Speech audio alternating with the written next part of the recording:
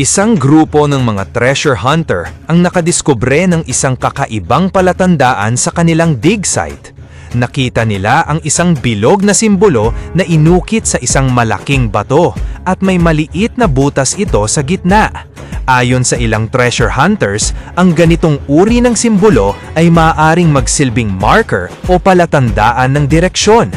Kapansin-pansin din na may palantandaan din na matatagpuan mga 1 metro lamang ang layo mula sa bato. Nagsimula na sila sa kanilang paghuhukay. Ayon sa kanilang decoder, ang natukoy nilang palatandaan ay maaaring tumukoy sa isang medium deposit.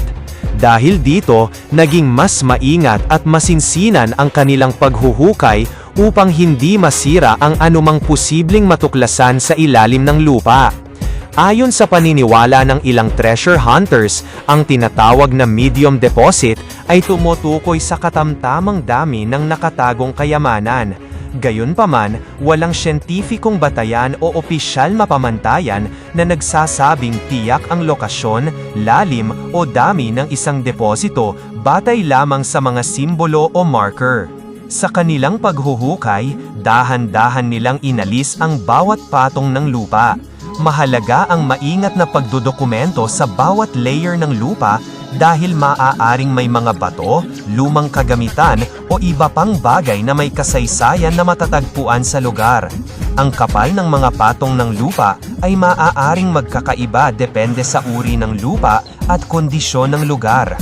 Patuloy silang naghukay habang sinusuri ang bawat palatandaan na kanilang nakikita.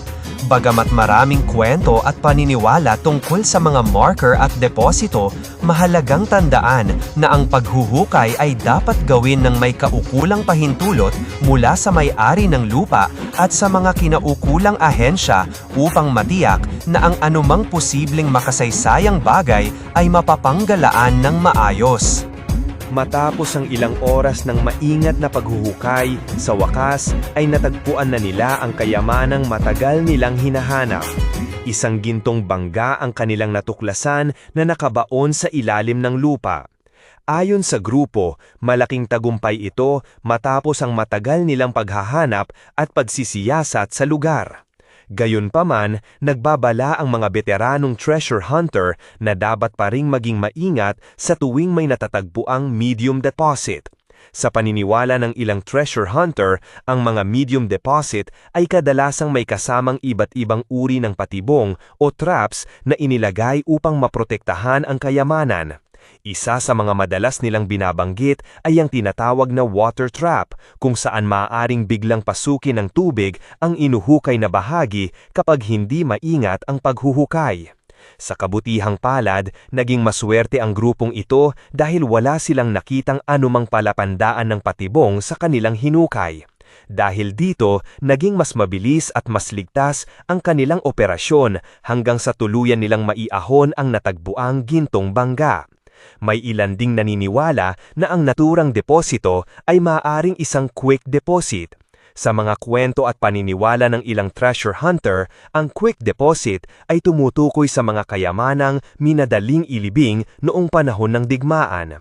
Pinaniniwalaang noong matindi ang labanan, ang mga nagmamay-ari ng kayamanan ay napilitang ilibing ito ng mabilis dahil sa kakulangan ng oras at panganib ng digmaan.